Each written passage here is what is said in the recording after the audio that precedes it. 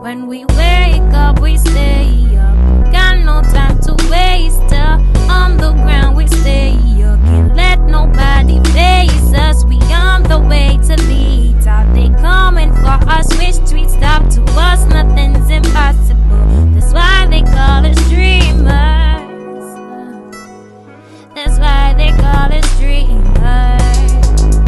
Hi dreamers! More study and organization tips here. So now I'm finished with my studying tips. I'm going to explain to you how to make a study timetable if that's something that you want to do. For a lot of people who have a lot of extracurricular activities, it's hard for you to find time. But once you manage your time properly and you make the best of it, you're able to be more successful all around. The first thing in making your study timetable is accounting for all your appointments. So you take the time that you're in school, the time that you have extracurricular activities or family activities, whatever time is already booked in your life, you block off that time and then you work with the time that you have left. With the time that you have left, you need to know how much sleep you require. Sleep is important. I would prioritize sleep over studying because the healthier your body is, the better you'll be able to function, the better you'll be able to study.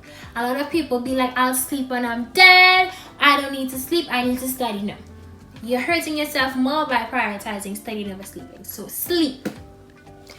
A tired brain is not a good brain, so sleep.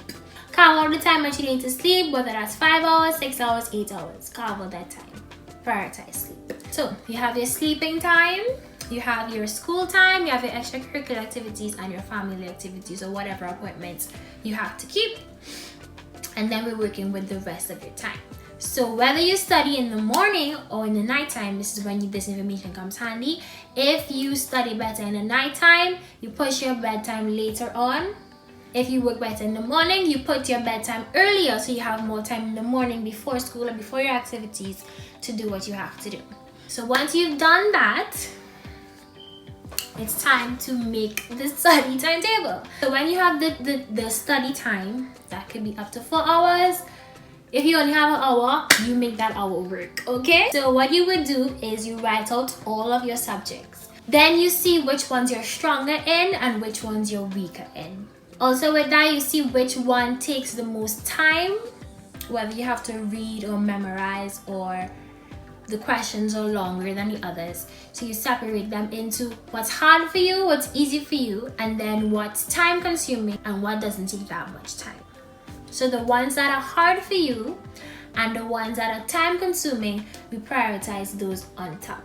So the most time you spend would be on those subjects. You're gonna spend time on all because even if you feel like you're good at something, continuously reminding yourself or just spending a little time revising it and recalling stuff, that is going to help you a lot. Even if it's just to bring you peace in knowing that you are well prepared. Whether that's an hour you have to work on them or 40 minutes or 30 minutes, you separate it into first studying, revising, test taking, how much ever time you need, and you give yourself breaks in between. Give yourself 5 to 10 minutes break, and during those breaks you still want to remain focused. So whether you need to eat, go take a bite, you need to use the bathroom, go use the bathroom. Don't go on your phone, don't go watch TV. Listening to music might help you focus, so if that's your case, you can listen to music, but don't do something that's going to take your mind completely out of a studying state. You're taking a break, you don't want to lose your progress. During this time, unless you have apps on your phone that are helping you to study or the information you need to use is on your phone, put your phone in a drawer somewhere. Put it on Do Not Disturb. Let everybody know that this is your time to study and they need to respect that. Some people need days off. If you are a person you need a day off completely, that is okay.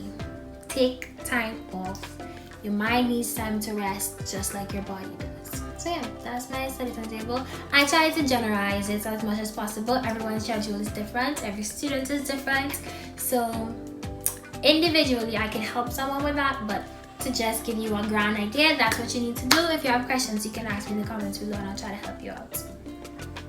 But that's it for the study timetable. On to the organization hacks or the organization tips. These are for your notes themselves, or just keeping your environment organized, to keep your brain organized, to keep you on track. So the first thing is a weird thing, but it's a big thing. Most of us have pencil cases, or pen cases, or marker cases. The box or the bag that you put your pens and markers and colors and stuff in. And I suggest that you get a vertical one, because most of us just have our stuff laying horizontally. But if you get like a vertical something, you can reuse or upcycle a container that you already have to be that vertical pencil case. What I have found with that, it makes life easier for you. How? One, your pens are never dry and running out of ink, and you don't have to be shaking it or scrambling for a pen that rips. One. Two, you find the pen that you're looking for much easier because you see the base or you see the color, you identify it quickly, you just take what you need and go. And you're able to account for all your things more easily. When you think about all the times you take a long time to find your pen or find your pencil or find one that works, and this helps you a lot. The next tip is to pack your bag neatly. Keep your station neat. Like just neat. The more organized your space is, the more organized your mind is. Put things in places that you can find them easily, and pack your bag the night before. That allows you to make sure that you have everything that you need and you're not scrambling, you're not forgetting anything, you feel centered, you feel calm, you feel relaxed, you feel prepared. No matter how tired you are, pack your bag. Clean down your working station, tidy up your working station, and pack your bag. That even might help you sleep better, knowing that you've covered everything. Even if you didn't finish all of your work and you're just really tired, pack all your stuff neatly, tidy away all your stuff, and pack your bag for the next day. And next organization tip I have is your locker. Keep your locker tidy. And keep what you need in your locker. Don't have all sorts of unnecessary stuff in your locker. Also, keep the stuff that you know you're likely to forget for certain classes that you may not use as often. So keep those things in your locker unless you need to take it home to do an assignment, but keep it in your locker and keep it tidy in your locker. And I would say you don't always have to carry all your big and heavy books around. Sometimes you just need a page or two. So what you can do is take pictures and leave your books in your locker and just have the pictures on your phone, so you're not like bombarded and scattered around with a bunch of heavy books. Keep your timetables and your schedules everywhere. Keep one in your bag, keep one in your locker, keep one under your desk, keep one at home, so that everybody around you knows your schedule and what you have to do and can help you remember what you have to do when you have to do it. Also, you are less likely to forget stuff, and you always know what you have to do when you have to do it, and you don't have to scatter around looking, where's my timetable, I wonder what I have now. It's just in your face all over. You're much more prepared to do what you have to do. And next super big organizing tip that almost everyone will suggest to you is having a planner. So not just your schedule and your timetable, but have a planner of what you're going to do, when you're going to do it, when things are due, when you did something. You just have everything in one place. That's just to keep your whole life together and continuously check it and continuously update it. Planners, when used properly, relieve almost all the stress. Just highlight what's most relevant to you and you do it step by step. You mark it off as you go. Especially if you start stuff as soon as you get it, you just do your stuff bit by bit and just keep your life organized. Next thing I would suggest is always keep in a tidy environment, so you have your designated workspace.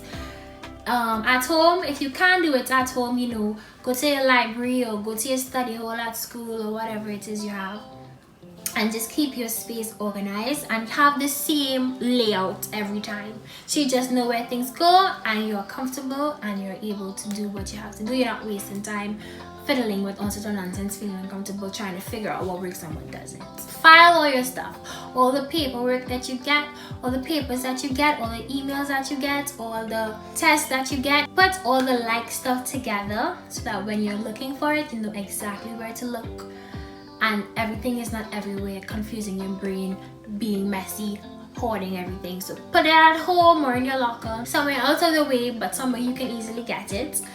instead of carrying it around all the time. You see those of you who have like a one envelope, no dividers, everything in there, and when somebody asks you for something or when you're looking for something, you spend 25 minutes digging through rumpled paper. Stop it. Organize your stuff in an accordion folder, or do the little 5 folders, color code everything, label everything. Last organization tip is to keep everything separate. Separation is key. So you have your color coded everything, keep everything belonging to that subject or that topic together.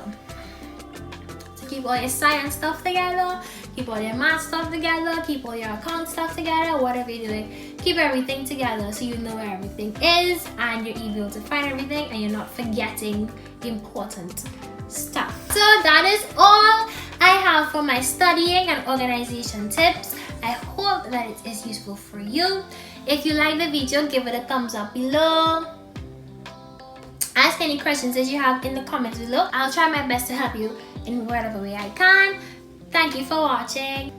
Okay, bye.